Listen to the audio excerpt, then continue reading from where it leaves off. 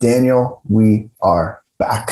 How And is it we going? are good, but we're partially assembled this time. It's just the two of us today. Yes. Adam will be back on Wednesday.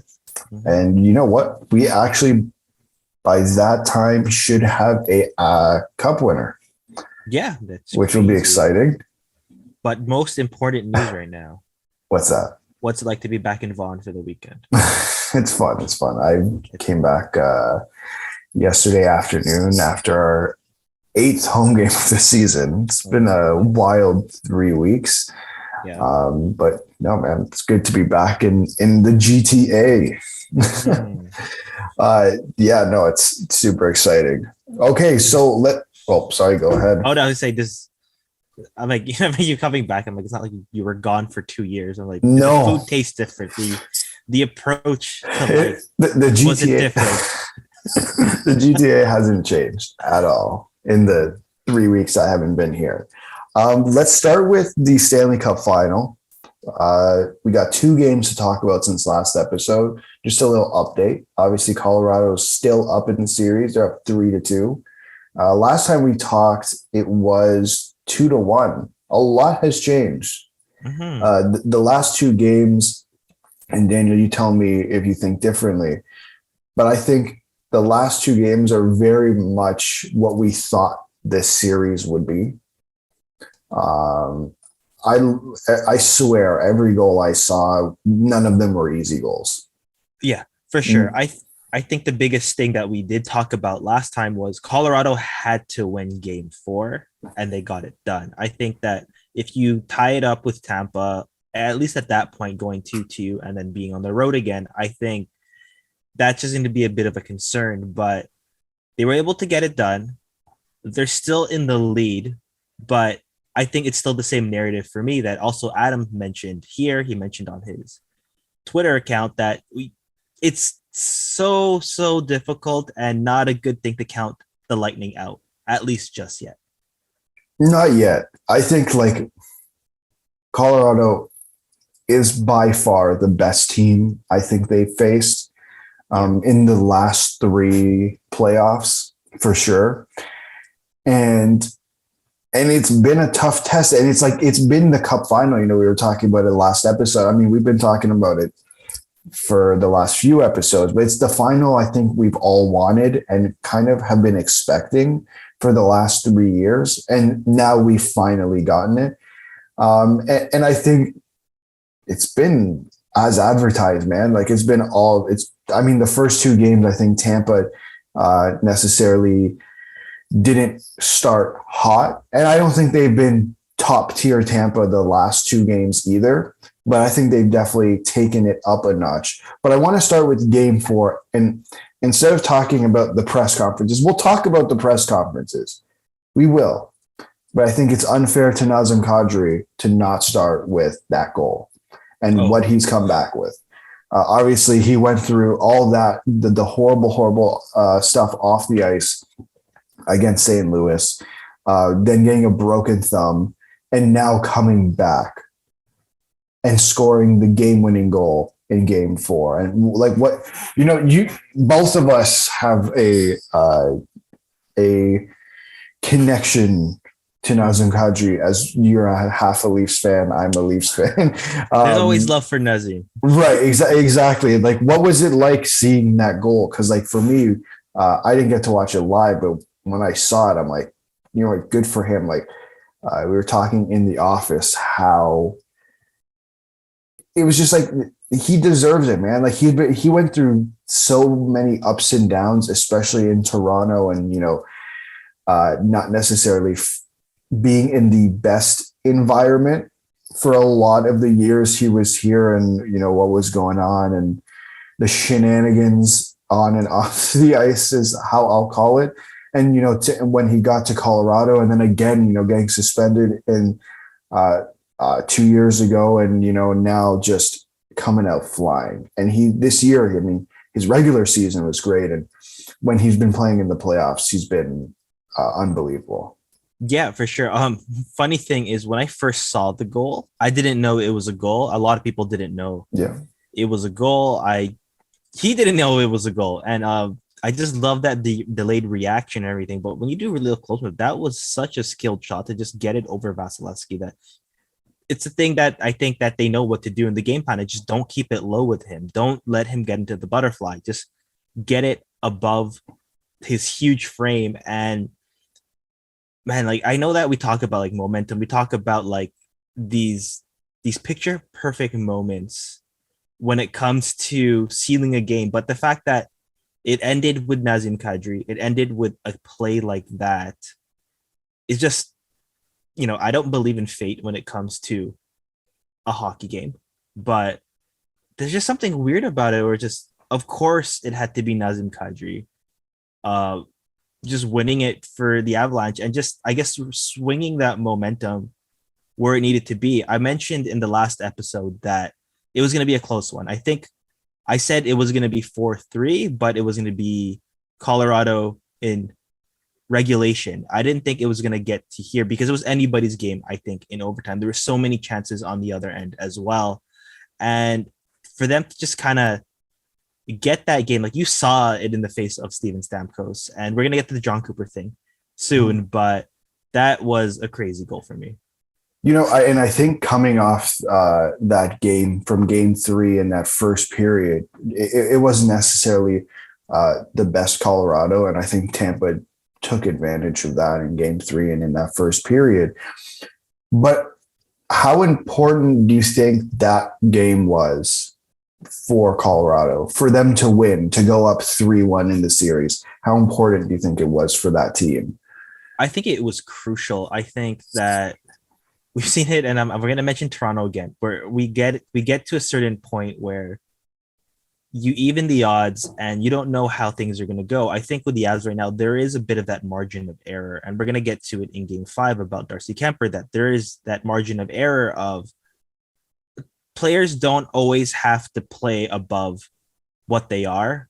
But the thing is, the Lightning are able to get that out of the guys they have. So I think that the Avs did have a bit of a cushion to just say, okay, let's try to seal the deal. But like, it's possible. It's almost there.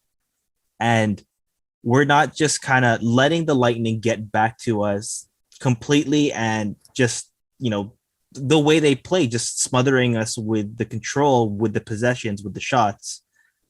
So I think it was a statement win. I think it was a win that definitely shows that the Avs are for real. And we know they're for real, but it's something that, what you said, it's the best team they faced.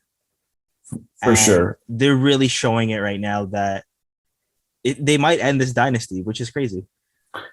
Yeah, and let's talk about those press conferences real quick, because there's some interesting stuff I was just reading about from game 5, but let's talk about those 2 press conferences he had. Obviously, the night of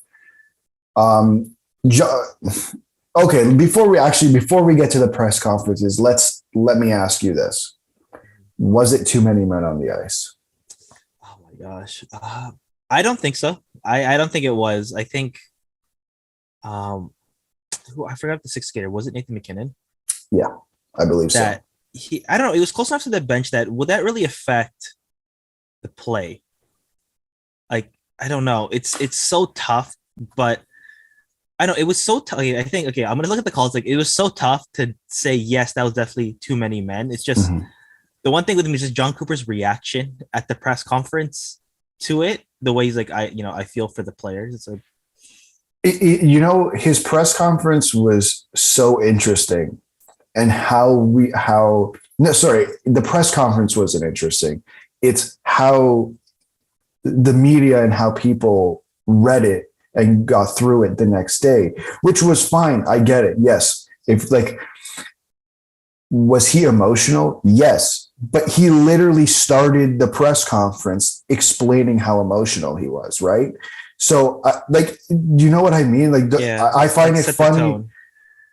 You literally knew what was coming next. There was this shouldn't have been a surprise as much as a surprise as it was. Not because it's Jon Cooper, not because it's Tampa Bay Lightning, whatever, because he literally started the press conference almost basically saying, I'm extremely emotional right now. I'm definitely going to say something that I'll probably regret the next day. And literally, did he not the next day have a press conference saying, sorry, guys, I don't really think I should have said it like that? Yeah, one of the one of the very few hockey slips we see at the highest level. I believe that. Yeah, it's just the emotions got to him, but man, that is a mess. It is a mess. Okay, like because I want to ask it like, did you understand the outrage from not of Jon Cooper's outrage? Like I felt like I saw quite a bit of outrage on Jon Cooper essentially speaking out. And you can disagree with what he said, and I think both of us do. Like I think that would have been a hell of a harsh call to make an overtime game of a Stanley Cup final. And listen, I don't think the game should be officiated in that way. And like, well, it's a Stanley Cup final, but it's the NHL. That's just how the NHL is officiated. Mm-hmm. It's definitely a rough call to make. I feel like we've definitely seen calls like that happens all the time, right? Literally what happened happens all the time. But at the same time, I do understand Jon Cooper's frustration. Like, not that I agree with him, but you're trying to win your third straight Stanley Cup. I think the emotions will get to you. And it's not the first time this playoffs that the emotions, I think, have gotten to him. And that's okay. Isn't that what we want? Yeah, that's what I want. That's why I didn't think like, oh, you were out of the line, John. I didn't like that. You weren't robotic in your responses to things. So I think it did become something more of like, oh, look at this with Jon Cooper. He's not handling it well. But like we've said it before, this is the norm in other sports. This is something that how many times have coaches been fined for what they said about refs? And then when it comes into the NHL, it's just like, oh my gosh, that guy did that again. But yeah, it was okay. Like I think, John, you're okay. And like it's just being a human being. It's about having emotions. Like I don't think. Do you think that took away? Like, because I think the conversation that I saw happening on Twitter was that what Jon Cooper said took away from Nazem Kadri's moment. Do you agree with that?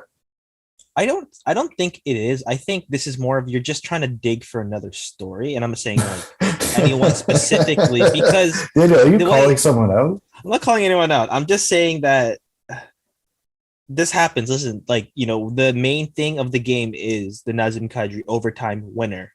I think when you look into the Jon Cooper situation, it's just, of course, there's pressure there. What's the background right now in that narrative? They go down 3-1 and you're defending cup champions. And I'm sorry, but this is a team that it's going to be extremely difficult to really come back in 7 games. It is possible. We don't know what the future holds for the Lightning, but I think it was a pressure cooker situation that, you were down 2-0, you're 2-1, you had the opportunity, you had the overtime opportunities to tie this series and it didn't go your way. I would be pissed. Right. And and it's what we want. Emotion. Like I can't tell you the amount of times when in Guelph where we're doing the post-game scrums after a game and the coach, the player from both teams show emotion. And I get it's the CBL. It's not going to get the same media attention as the NHL or the NBA or vice versa. Alex. No, but the point I'm trying to make is there's no outrage. Yeah. There doesn't need to be the outrage of, oh my God, I can't believe he said that. You know how many times the coach has criticized but not actually criticized the reffing? You know what I mean? And no one's if that happened that happens in the NHL, and it's always the biggest deal. But again, all props to Nazem Kadri, all props to the Colorado Avalanche for winning that game. And I think that's it. Was it a too many men on the ice? Both of us have said no. Right? I think it's a rough call. That's a tough Yes, it's one definitely a rough to call. say it's too many men on the ice. But now we move on to game 5. Mhm. And, the Cubs in the building. Yes, And I know they told us on Twitter. They're telling us on like they Twitter. did tell us on Twitter. And I believe Adam is the one who put this in the doc. But the Cup was in the building on Saint Jean Baptiste for the team that was once the Quebec Nordiques. Yes, Was that and Adam or was that you? that Because was it could Adam. be it could be both of you. I really think I don't know. It was. I like to say one thing. It's like the cup achieved. Um, it achieved self. What is it? What do we always say? Oh, I know what you're trying to say. Now the word's not coming to me.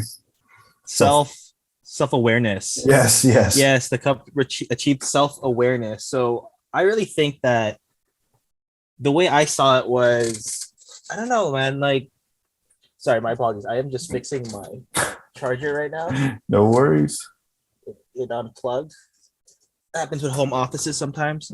But yeah, the way I kind of saw it was, it's a big moment. I think the Avs really did have a chance to close it out. This was a super close game, and I think they did bring both of it. The main thing I did want to talk about Game 5 is,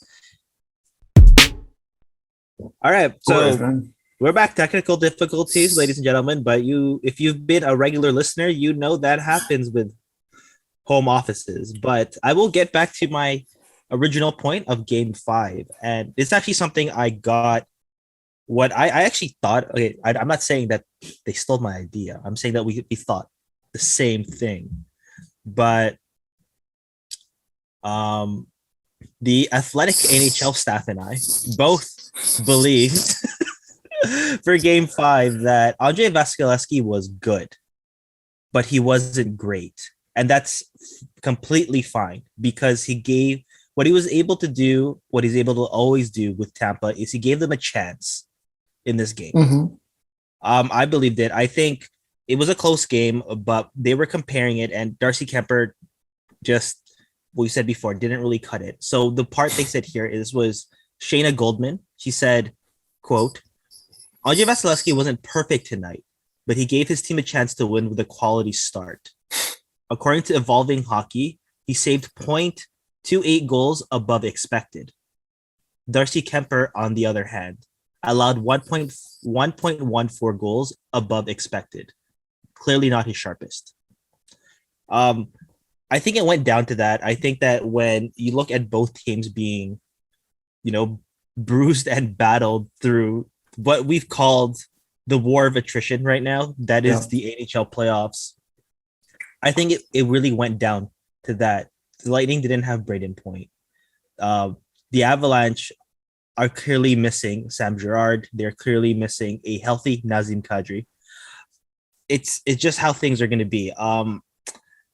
This was a close one. I think that even though they were able to keep it close, and it was a very close game, I think the Lightning just got back to what they needed to do. And again, I'm taking this from another point that the Athletic and I both shared, is what we've said so many times on this podcast is the next man up mentality, that they're getting the most out of everybody that is coming in and out of the lineup, whether they're going to be in the top 9, whether they're going to be that energy fourth line guy, whether or not you're going to also, happen to be on the first line. And I like to give you a good stat, Alex, that I think you're going to really enjoy.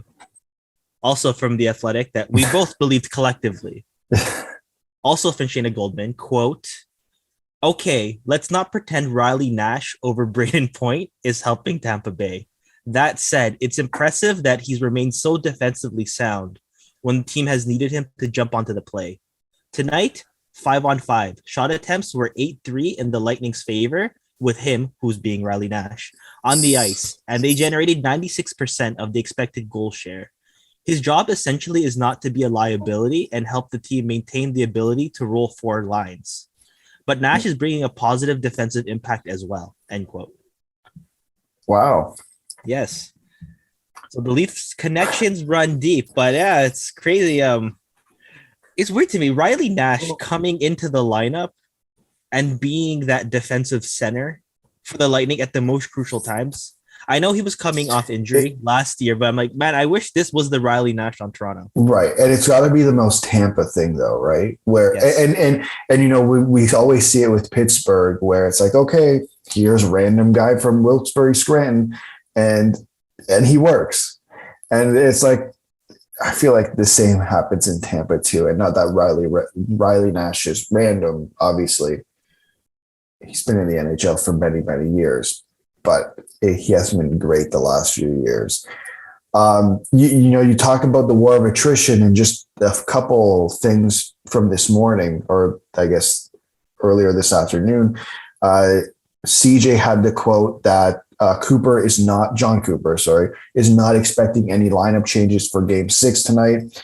So again, no brain point. Jon Cooper said it's quote, it's unfortunate because it's a severe injury. Man, that team is going to have so many surgeries this offseason. It's going to be nuts. Tank for Connor Bedard. I'm just I don't want it. I don't want it. I'm just throwing it out there.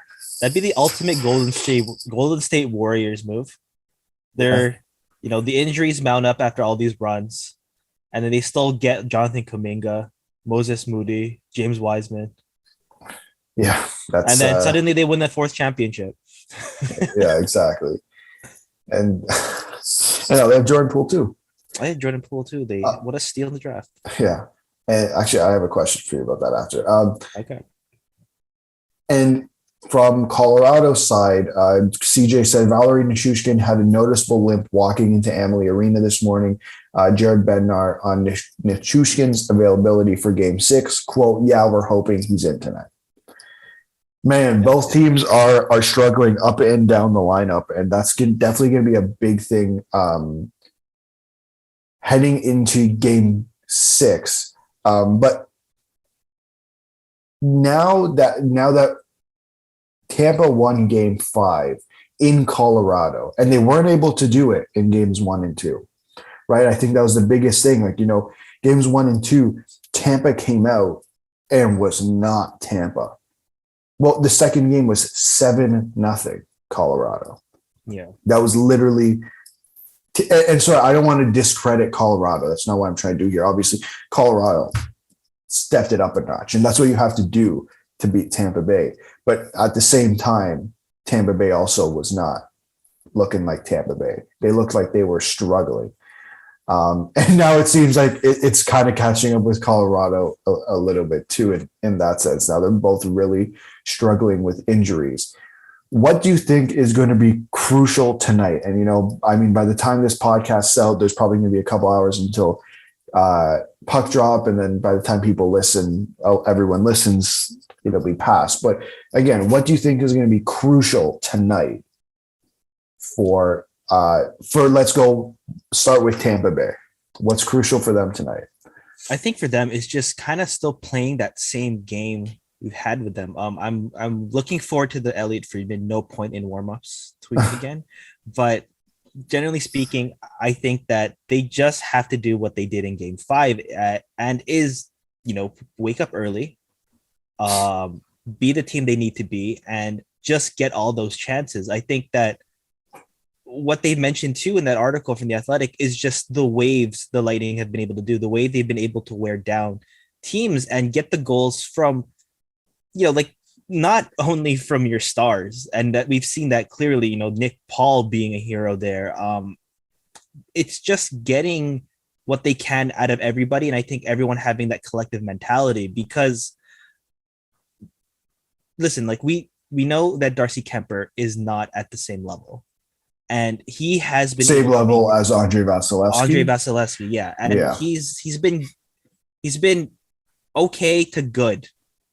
And I think that's what Colorado needed. They just didn't need him to just be an absolute superstar. But I think he is going to get a bit exposed right now, especially sometimes the goals could be pretty untimely for him. So I think the Lightning, what they're going to do is they're just going to keep pushing, because they are in survival mode now. So they're just going to keep pushing, playing that game. And I think Andre Vasilevsky, it's an elimination game. So he's probably going to be, you know, I mean, he will be amazing for them to hold down the fort. I think the Lightning too. Like they're in terms of the injuries, like their defense has been generally untouched by the injury bug. So I think they just have to stay consistent along those three pairings For Tampa, sorry. for Tampa. Yeah. Yeah, you're right. Their defense hasn't really changed at all. Like that's actually their forward core has like seemingly gotten beaten up, but their defense has been. I think in the first round, they made that change. I believe it was they took Cal Foot out and put Bogo in, and then they played a few games with 7D. But for the most part, it's been the same six guys since that point. That's actually a really interesting point. No, I agree. Like I think Tampa. Obviously, we know what like. Yes, he's had some off nights, Vasilevsky, but I think generally speaking, we know what he's going to be. Mm-hmm. I think we're definitely going to need to see. It's not going to just be enough that, and listen, when you're in the Stanley Cup final, this is extremely obvious, and you don't get to the Stanley Cup final without the depth joining in. And, we've seen Nick Paul and one guy in particular, and I really want to point him out again, is Andre Palat. He's going to get paid this summer, or he's going to stay in Tampa at a discount. Yeah. One of the two. But if he does leave Tampa, he's going to get paid. And again, in Game 5, scored the game-winning goal. Is there anything this man can't do? That's true. Watch him tonight be crucial for the Tampa Bay Lightning. I hope Adam answers this too when he gets back onto the show. But is Andre Palat your blue shell? Like in Mario Kart? Mario Kart, yes. Ooh. It's a good question. He can be. He definitely can be. Okay, explain why he would be though. I think it's just out of all the times that it's either you're gonna win, you're gonna go to overtime. You have that mentality in your head that like I guess it's just trending this way, and then oh wait a minute, Andre Palat makes another play, and he's done it more than once. Yeah. Yeah, Andre Palat is whoever gets him this summer, they're gonna love him. And like I think I said it on the podcast, and everyone's talking, and again, I'm making it about the Leafs, but I'm gonna do it for like 15 seconds. We'll probably talk about at some point who's gonna be on that second line left wing. I would absolutely love to have Andre Palat. I absolutely know it's not going to happen because the money is not available. Sorry, but I would love to have him there because I feel like he'd be an absolute that'd be perfect. Yeah. Perfect fit for that second line next to Tavares and Nylander or whoever that second line could be. Now let's look at Colorado, right? I want to read this quote I have here from Mikko Rantanen. This is from CJ. Mikko Rantanen acknowledges that the Avs were a bit nervous with the chance to win the Stanley Cup in Game 5. Quote, I think the second time is going to be easier. Fair. Don't know if I agree with him considering the opponent they're facing, but that's fine. What do you think? Looking at Game 5, what do the Colorado Avalanche have to do to clinch it tonight? I think is just, and I've mentioned it's the opposite of what Tampa's doing. It just decreased the chances when they had a chance to really kind of throw it onto the Lightning. It meant that they had the puck. They meant they had better possession because, again, I'm not being a cynic here, but I think the more you're away from Darcy Kemper and your own zone, the better. It's just not saying like it's just the natural talent there. There's the injury history with him there, and he hasn't been the sharpest. What we've been able to see is that they've been able to contain the Lightning. They have been able to not let them early on, especially like just clamp onto them and not let them play their game. I think Colorado just been able to do that in their wins to get that energy. Game 5 was a bit of a back and forth with that, but I think for them to really want to clinch it, to close it off, they have to have that mentality that, listen, we have to contain them and we can't go back to that back and forth thing because we don't have that blue shell. Oh, I'm sure they do. Yeah, they that's got in the blue Kadri, shield. but I mean, Kadri, and I think Nichushkin's another guy, and I think we talked about it last episode. Again, gonna get paid this summer, and I don't know where it's gonna be. I'm sure Colorado would love to have him back, and I think it's interesting. Like that first part of the season, there was all this a lot of people talking about Burakovsky, and they're gonna prioritize him and re-sign it because both Burakovsky, Nichushkin, and Kadri are obviously UFAs. And now, this back half of the season, and especially in the playoffs, everyone's been talking about Valeri Nichushkin. And now it seems like not the Dallas Stars, though. Except the Dallas Stars. And now, is he the priority to be signed? And again, he's shown up. Like you talk about, it's like Andre Palat, but on the other side. I do agree with you. And, you talk about Darcy Kemper. And I when you're facing the Tampa Bay Lightning, I always think it's unfair to compare goaltending because and I'll die on this hill. Andre Vasilevsky is the best goalie in the world. I don't think I'd have to die on that hill. I think there's most people. Igor Shesterkin even said it. I think most people will agree. Like Igor Shesterkin was the best goalie this year. Yeah, hands down. He was my Vezina winner. But Andre Vasilevsky is the best goalie in the world. So that's why I think it's. I get why. Obviously, keep it away from Darcy Kemper. It's just like, okay, Darcy, you have to go toe to toe with the best goalie in the world. Have fun with that. And we saw it literally last round where it was Igor versus Andre, and that was a battle. Between the goalies, and maybe once again, the first two games that's with the exception of the Florida series, that has been a pattern with the Tampa Bay Lightning. I'm just saying, I'm just stating a fact here. Slow starts to the series, but they sure as hell do pick it up later on. Now, before we move on, I want a prediction. Okay, who will win Game 6? Oh, I'm gonna say the Lightning. Okay. 5-3. Fifth goal is an empty netter. Who's the game winner? It will be Ross Colton. Ross Colton. Okay, fair. I'm gonna go with. I think it's gonna be Tampa. I'm going to go with it's going to be 3-1. And who's going to score the game-winning goal? Corey Perry. Andre Palat. and then Steven Stamkos is going to score the third goal. I'm just throwing guesses out here. I do think Steven Stamkos will score tonight, though. We both picked Tampa, and I don't want to look too far ahead, but I do have to ask, because we brought it up in past series before. If Tampa wins in Game 6 and we're tied 3-3 going into Game 7, what on earth happens in Game 7? Because you're talking about Tampa Bay, who's gone just back and forth, and I mean their record in elimination games is phenomenal. I'm going to phrase it like this, and it's going to sound harsh, but I'm going to phrase it like this anyways. How much of a chance does Colorado have in a Game 7 against the Tampa Bay Lightning?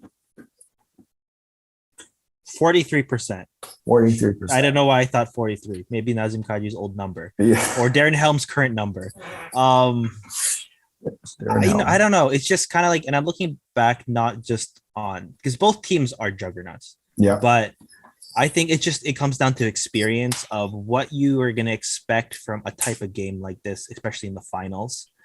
I don't know. It's just the way the Lightning are built. It's just, they have that extra gear in them, no matter who's in the lineup, to really buy in, to know that this is what we have to do. And this is something that, for me, it's like we're gonna do something that you're not gonna expect. Like I look back on the Toronto series, like did I really expect Nick Paul to score twice? No.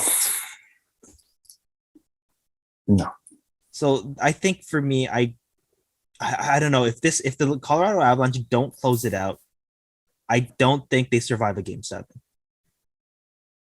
Ooh, okay. That's spicy. That's How about you? spicy. What is your prediction for a potential game 7? I think it's gonna be two. Like it's gonna be. Oh, Game 7 is gonna be must watch if we get there. Um, Again, I think I'm gonna stay consistent. At the beginning of the series, I said Tampa Bay. I think Tampa Bay edges it out. But again, it's not going to be an easy game for either team. I mean, tonight's, I don't think any of these games have been easy. Maybe the 7-0 game was easy-ish for Colorado, but I don't think any of these games have been particularly easy for any team. Like literally the last two games, I thought every goal, you literally had to work that extra 10% to get it, right? You're working 110% to get that goal. But I do think it's going to be Tampa. I think it would be either way, whoever wins, it's going to be a great story. You're talking about Colorado, who first time in the Cup final with this core wins the Cup. Or you're talking about, and Nathan McKinnon's first Cup, Cale Makar's first Cup. And you look at Tampa, and it's like they can win back-to-back Stanley Cups, which hasn't been done for 4 decades. Yeah. So who is your Conn Smythe winner? If Colorado wins, Yeah. I definitely now think it's Cale Makar. I don't remember if I think last time I was undecided, but I definitely now think it's Cale Makar. How about I you? had the same one too. Yeah. Like And that was my prediction from Eastern Conference. Tampa. I think Steven it's Stamkos. Steven Stamkos. Oh, Daniel, I'm going to have to disagree with you. Okay. I'm going to have to. It's got to be Andrei Vasilevsky. I don't know. It's just for me. Maybe I have too much of a high bar with the Conn Smythe, but it's just kind of like that's like the few slip ups there. I don't know. I'm like that. That just took a few votes off for me. Fair.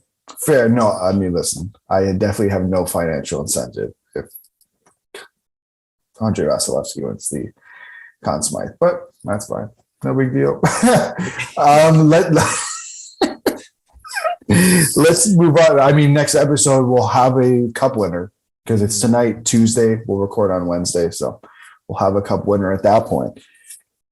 Let's go to the news around the league, and we'll start with. I mean, I don't know if it's the biggest news, but it sure as hell is up there. This is from Darren Dreger on Friday. Sources say Barry Trotz has decided not to immediately jump back into coaching. Trotz informed the Winnipeg Jets of his decision today and intends on continuing to focus on family. Trotz acknowledged how difficult the decision was to not accept the head coaching job in Winnipeg. That's pretty big news. It is. It's also like a wrinkle for me in just how the offseason's already been for the Winnipeg Jets. Oh my goodness. Like I think for me, I mentioned that Barry Trotz would have been a good stabilizer there. Kind of calm things down. There's a few little fires they have to extinguish there.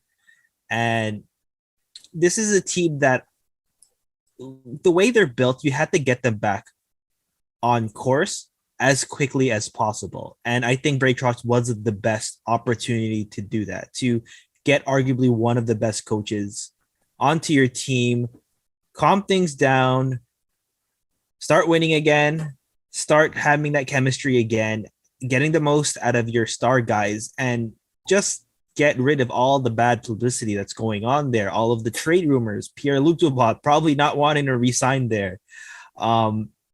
Even like the little things too. Christian Vassalainen, he didn't want to stay with the team because he wasn't getting an opportunity. That's another first round pick who doesn't want to stay there. And finding out like how are you going to find rest for Connor Hellebuck, or how are you going to kind of fix things, or like all these trades that have happened that you gave up assets for and it didn't work out for that defensive core. It's just it's just another gut punch for me if I'm the Winnipeg Jets. For you, is like obviously if you bring in Barry Trotz, and we've seen it in New York, we saw it in New York. He made Varlamov's and Sorokin's job a whole hell of a lot easier, and both of them really good goalies. And Sorokin, holy, talk about a back half of a year for a goalie. Is there another coach out there for you that the Winnipeg Jet that seems like that would be a good fit for the Winnipeg Jets? I don't know. It depends on how desperate they are, because when I look back on, and what he said before, I know we can't overlook a lot of the things, but and I know he was rightfully dismissed, but like if you're gonna swing big and you're not gonna give just any coach an opportunity, like I could see them getting Joel Quenneville because they're just that desperate. Would I put it past them? Man, listen, if they do that, I mean, there's a Kevin Cheveldayoff connection. Daniel did. No, I don't like. Yes, Yeah. The connection is there for sure. I don't know if Vegas should definitely not Vegas. Sorry, Winnipeg should definitely think long and hard about that one. Mhm. But I don't know, like I was looking the other day about the coaches who are still available, and like there's a couple of names. Rick Tocchet, obviously he's on TNT, or he is still on TNT. Sorry, and Jim Montgomery, like his name. Obviously he was the former Stars head coach. Left, went to get help, and is now back. And he was, I believe, with the Blues this year. Mm-hmm. And again, like that's another guy I think who would be an interesting fit in Winnipeg, unless there's someone completely out of the blue that I have forgotten. Wouldn't Bruce Cassidy, he would have been perfect, I think, for this team, like installing that team culture and that stability there. But at the same time, too, the Golden Knights also need that same thing too, so it just makes sense. But that was quick. I think that they should have been more in the mix too. Like, I don't know how the negotiations went. Like, it just kind of felt like we're fixated on Barry Trotz, and that's about it. It just, for me, I think that maybe they should have considered a Bruce Cassidy possibility. We don't know if Bruce Cassidy considered them as a possibility. That is true. And, obviously everyone made the Trotz connection to Winnipeg because he's from Manitoba. And I'm sure he would want to come home, hopefully. Two other things have come out of Winnipeg recently. Frank Cervelli said that the Jets have spoken with other teams about Blake Wheeler. He has 2 years left at 8.25, 8.25 million. He's 35 years old. He also has a 5-team trade list on starting July 1st. Secondly, Pierre-Luc Dubois, you just mentioned it. He's going to be a restricted free agent on July 13th. He's going to have arb rights. Elliot Friedman, friend of the show, reported that the Jets center informed management that in 2 years' time he wants to test the UFA market. Why? The trade's looking even worse now. Well, which one do you want to start with? Do you want to start with Blake Wheeler, or do you want to start with? I think we'll start with Blake Wheeler, as you mentioned it first. I think, when we started this podcast, we already said that's a horrible contract. That's not going to age well. And, fast forward 3-4 years, it's a horrible contract and it's not aging well because of the number of protections they gave him. The preferential treatment, I think that they were able to give a guy a contract like that. And we don't know, like allegedly led to Patrick Laine getting traded.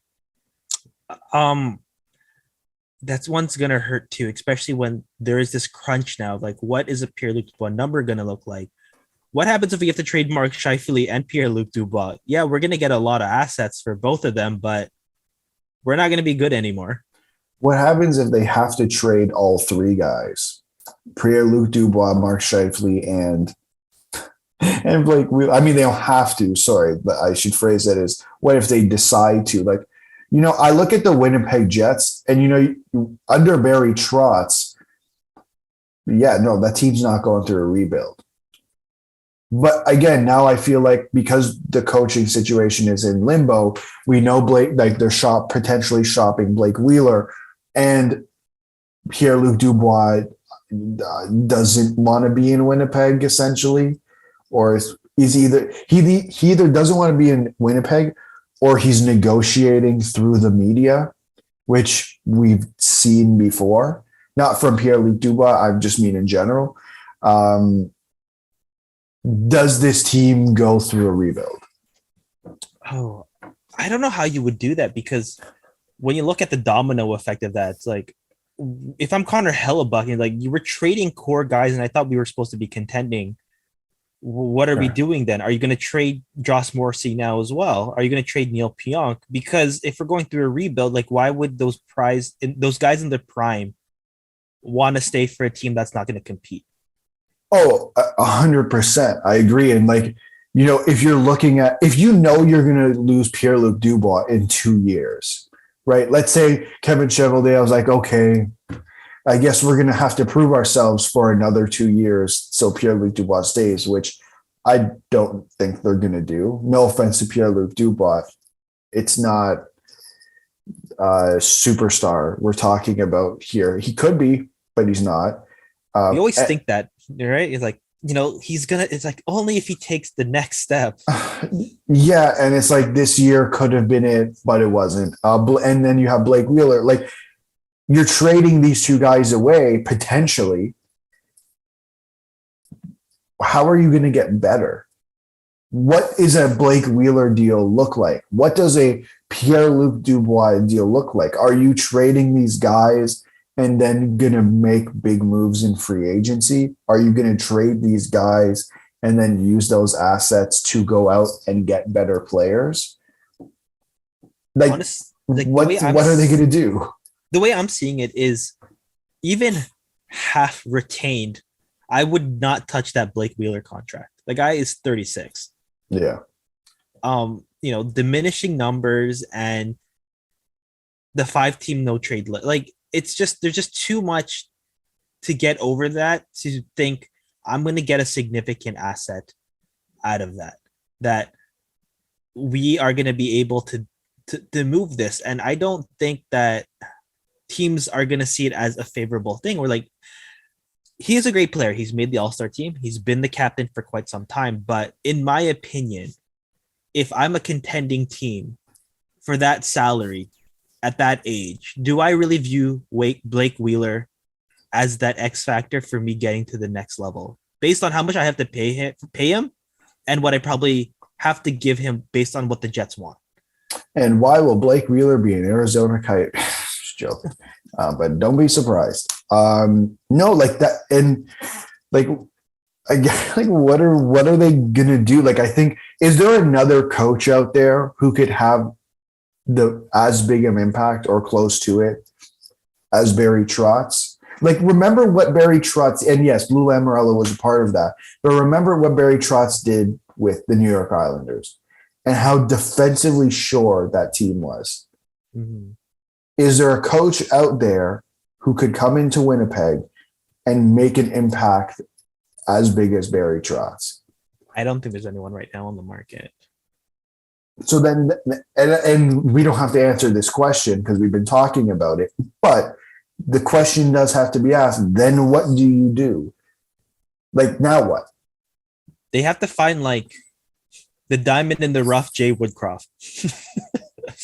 The best of both worlds, who could talk to your star players. Essentially. And it's really, really unfortunate that it's turned out this way for Winnipeg because, obviously under Paul Maurice before these last couple of years, you're talking about a trip to the conference final, getting to the second round with a team that was still developing.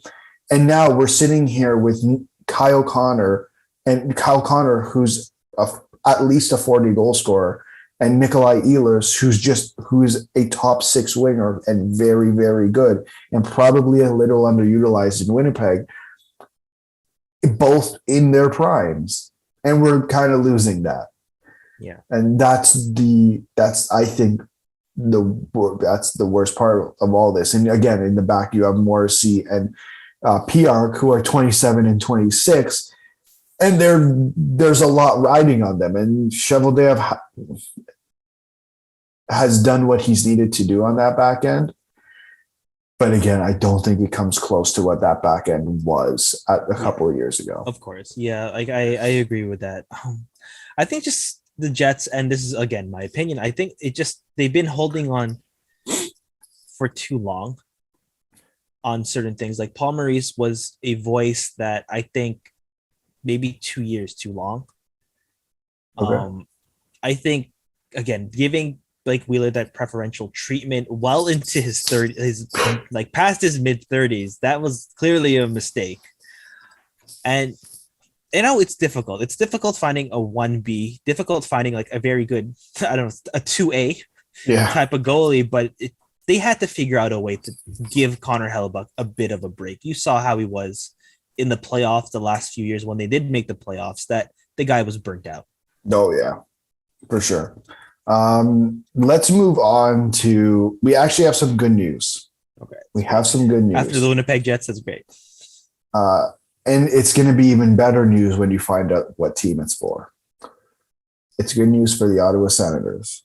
Mm-hmm. This is from the National Capital Commission Twitter account. Breaking. New milestone for the LeBreton project. They've signed a memorandum of understanding. Sorry, my nose is a little stuffy at the moment. We've signed a memorandum of understanding with Capital Sports Development, Inc., a group led by the Ottawa Senators, for the development of a major event center at LeBreton Flats. Now, this project would include an NHL hockey arena and events venue surrounded by mixed-use development.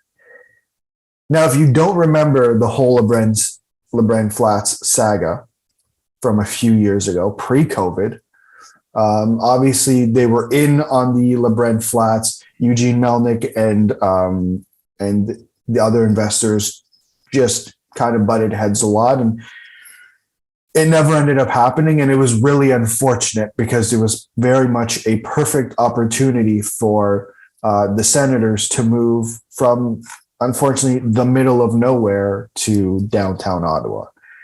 I think this is the most positive news that could have happened for the Senators. Obviously, they're an up-and-coming team on the ice, but off the ice, I really think this is going to do wonders for them. Yeah, I think it's a good step for them in two ways. That you finally are looking to get probably yet another arena, which is good. Second thing, I think the way they've been able to build this facility and just stay committed to it is an outreaching to the community. That is so crucially important for them. I think that they have this momentum right now where there are the guys that are committing to things. Brady Tkachuk committing there. I think that's just a perfect example of we're trying to build something here. So let's bring the community along this journey now. That we're not going to obviously contend right away, but just let us show you now that we're building something here that's sustainable, that this is not the team of the past. We want to really be fixated and be part of the Ottawa community, and I think this is something that it's in the right direction to just rebuild all of that. Yeah, and I think this obviously we've talked about Ottawa and things that happen off the ice. But at the same time, you cannot deny that Ottawa is a great hockey city. Yeah. It's just sucked that their arena has been so far out of the downtown core.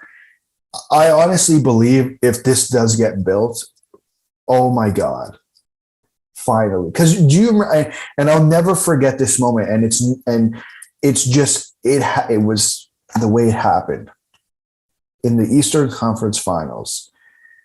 against the Pittsburgh Penguins, they didn't sell out. That is insane. Like, I remember looking back on that, and I was so surprised that day of that game, you could still get tickets. Like, and they were not, I'm not gonna drive to Ottawa, but I mean, like, it was pretty crazy that someone out of town, day of, and tickets are not impossible to get. Yeah, it's that was crazy. And I'm sorry, I'm not trying to blame anybody. Like that's not the point here. It's just it was mind-boggling to me when that happened. And I think if we get this downtown arena, and remember, like this is just a memorandum of understanding. This isn't nothing's finalized yet. Things could change. Obviously, I think the ownership for the Senators is still up in the air just because of how Eugene's will or just the will works in general. This will probably take some time, whether it'll be his daughters moving forward with the franchise or whether they decide to sell. I think either way, if they now decide we want to sell the Senators, you've just increased the value of the organization because you now have some type of agreement in a way in moving forward in talks for building a downtown arena, which we've been talking about for years. Yeah. Right. So I think in every aspect of how you look at this is only good. I don't really know. I mean, maybe I'm completely missing something here, but from the organization's perspective, this is all great. You get a downtown arena. It's close to the fans. What else could you want? I think that's the biggest thing. Like it's downtown being close to the fans. I just kind of feel like you are really kind of showing this is Ottawa's team. This is not Canada's team. This is not, like far off kind of team. It is like we are here. We are part of the city and we want to be another hockey city again. I remember like the energy, not just for 2017, which is, I mean, I'm going to get to that, but I think like in the early 2000s, just when that team was so stacked and, you really did feel the energy of the Battle of Ontario. That's been lost for a long time. And even when we look back on 2017, hindsight's 2020, but when you mentioned, Alex, that it wasn't even it wasn't even a sellout. And you listen to fans, you listen to them on social media, you see what their grievances are, that they look back so fondly on that run. And like that wasn't a team that was supposed to get there, but I think that they were relying too much on that nostalgia, that fuel from that to see like this is what the Sens could have done. And I think now they're making it entirely possible to say like that is a sustainable thing, a sustainable idea that you could get out of that. Oh yeah, for sure. And again, only good things I think can come from that news. And the last thing we will talk about, unless something breaks while we're talking, but the last thing we'll talk about is Chicago have a new head coach. And it's unfortunate Am's not here to talk about it because he was upset when it happened. But the Chicago Blackhawks have hired Montreal Canadiens assistant coach Luke Richardson as their head coach. That was I think it was a long time coming for me. Adam's mentioned so many times what Luke Richardson's become for the Montreal Canadiens. He's been there in the good and the bad times, and I think it was something that this was gonna happen eventually. That he was gonna get his own team finally, and we do wish him the best because that is a tough situation to really walk in, because I don't think the Blackhawks know what they are at this point. So I think it's gonna be a bit of a juggling match, especially if Alex DeBrincat gets traded. Those are crazy rumors, by the way, that you don't know what you're gonna go in. And like for me, I'm not a coach, but I always kind of think when you go into like having this idea of what you want the team to be, how you want them to play, you kind of have an expectation of like what the roles are. But I think it's just there's so much of a transition right now with Chicago that the roles are not as defined. Like, is Kirby Dach really gonna like? I know the injuries are there, but is he really gonna be a top line center for you? Will Jonathan Taves bounce back? Will Patrick Kane keep scoring the way he is? Are Will they they gonna even get be on the goaltending? team? Will they even be on the team? Yeah, who is their goalie? Like, there are just so many things there. Yeah, it'll definitely be interesting. But I do think, like, listen, we saw um, how much of an impact did he have? But Luke Richardson did coach as a head coach for a few games against Vegas last season, right? Last season, Yeah. yeah. Um, and again, like I think this, Adam's been saying it, like you said, it's been a time coming, and there was a time where the conversation was he even a candidate to replace Dominic Ducharme? Obviously, with the language barrier, that wasn't gonna happen because he doesn't speak French. But there was, I mean, before we figured that out, there was definitely talks of that happening, and I think if he spoke French, I don't think anyone in Montreal would be upset at the time. Obviously, now what we know with Martin St. Louis, I think some people would be a little upset about it. But at the time, I think it would be interesting, and it makes sense. You know, a guy for Chicago, I almost said Colorado, they're in this weird situation, like you said, where like, what on earth are they? Like, they're talking about trading Alex DeBrincat. What? Yeah, that's What? like, I thought that's a foundational piece. That's a guy I would keep. Like and I mean, no offense to these two guys in particular, but wouldn't Tays and Kane be the first ones to go? It's a Blake Wheeler situation. Yeah, it is. Like, wouldn't you say those two guys would be the first ones to go, like before Alex DeBrincat? Yeah, like I think they kind of just represent the needed culture change there, but we don't know how the owners want to view them. I don't know. It's odd to me because like these were the most untouchable guys in Chicago, but so much has changed, especially with the Kyle Beach case, especially with Rocky Works, Oh especially with yeah, what this team is being viewed not just in the city but in the entire league. That like it like wouldn't you wanna start anew? Like you're getting the new coach, you're getting the new management, but wouldn't you want to start anew with the way you're showing off this team? Like, you know, Kane and Taves are the last pieces of that. yeah. Because obviously, 2 years ago they got rid of Brent Seabrook.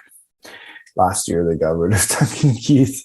Literally, these two guys are the last pieces here. How much of a loss is Luke Richardson for the Montreal Canadiens? I think I know he was good. I think he was a solid voice there, but I think they're going to be able to adjust. It'll be interesting because I think Marty St. Louis has a bit more of a free hand there right now to kind of choose, okay, who else do I want to bring? Maybe I want to bring my own guy I know to be part of to be part of the coaching there now. I think it's just another push for the Canadians to kind of just reinvent. This is the new team. This is the new management, and things are going to be very different now. Oh yeah, for sure. And I have a couple names here that I've before we recorded. I just was looking at who people were talking about. I have a couple names here. This first one's from A Winning Habit. Love the name. Yeah, obviously it's fan sided. It's the Montreal page for that, and they suggested. First one is Mark Recchi. They go, this candidate will already send fans of a certain age howling in disbelief and disagreement. But Mark Recchi has already been linked to the Canadiens as of recent in regards to a coaching job. He might not be the ideal candidate to replace. It is said he would be in consideration to take Alex Burrow's spot as special teams coach or as an associate coach to Martin St. Louis. Probably not going to happen. I don't know if they want to. I don't know what they want to do with Alex Burrows. I doubt it. But this one might be interesting. I have here from Maxime Maxime Lapierre, he is with, I believe, the NHL. It says if Richardson, it's translated. This is in French. If Richardson becomes head coach in Chicago, I think it's time to give Francis Bouillon a chance on the Canadiens bench. Otherwise, a veteran like Rick Bowness, former head coach of the Stars and who is a coach of the defense in Vancouver with Alain Vigneault.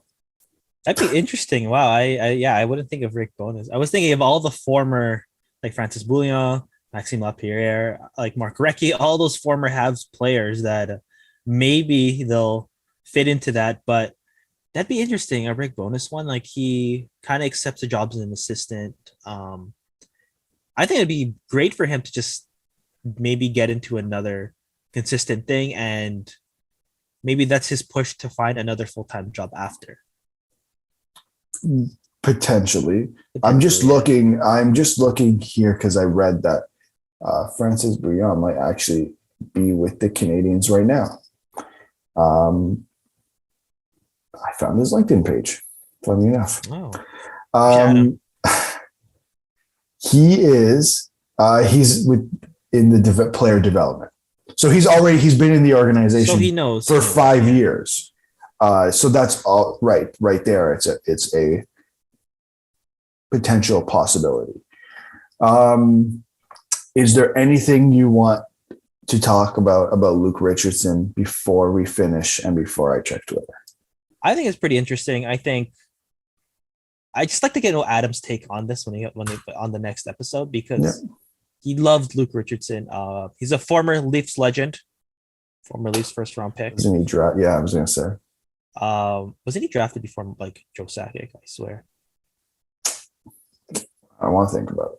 It's okay, but yeah, it's interesting because it is a well-loved guy in the organization, but we like that he's finally getting the opportunity to be the main guy.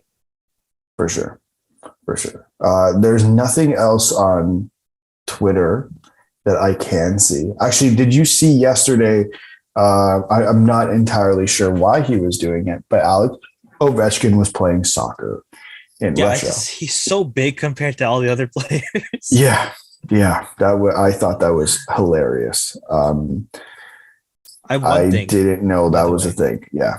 But I have one thing. Sorry. On this day in 1999, the Vancouver Canucks, or Brian Burke, drafted both the Sedins. Did he draft the Sedins? Wow, he drafted the Sedins? I wasn't sure. Dave Amber confirmed for us. He didn't know either. That's funny. Fun fact, he tried to do that in 2005 because he wanted Bobby Ryan at a later slot, but nobody wanted to trade with him anymore. So he took him second overall with the Mighty Ducks. Oh, interesting. Yeah. Okay, that is it for today's episode. If you enjoyed it, please, subscribe, give us a like on Spotify, and rate us on Apple Podcasts. And check us on Facebook, Twitter, Instagram, and TikTok. And you can also watch our stuff on YouTube if you're not already watching it there. Okay. See you guys next time. Have fun.